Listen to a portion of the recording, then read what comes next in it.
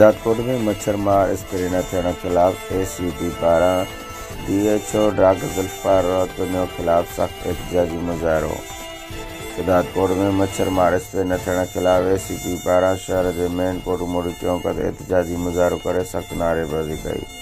उन मौके ते एसीपी अगवान हमल खुश्क, अलहदाद खुश्क, फयाज़ मक्सी, अख्तियार जमाली, पपन मक्सी, इल्ताफ़ सुमरो, रोशन बबर उर्स बिरोही, अवैस ज़ैन सिंधी, मीर आमिर अली ऐं ॿियनि चयो त शहर में मच्छर मार स्प्रे न कराए शहरियुनि खे बीमारी हवाले कयो वियो आहे। उन्हनि चयो त बार बार DHO डॉक्टर ज़ुल्फ़िकार दुनिया जी नाली जे करे शहर में मलेरिया वबा जी सूरत अख्तियार कई वई आहे, तंहिं करे शहर में फ़ौरन ई मच्छर मार स्प्रे कयो वञे। हुननि चयो त शहर में मलेरिया आम थी वई आहे, जंहिं करे शहरी सख़्त परेशान आहिनि। मलेरिया सां हिकु वक़्तु ख़ारिश ऐं अखियुनि जी बीमारियूं पिणु कर खंयो आहे।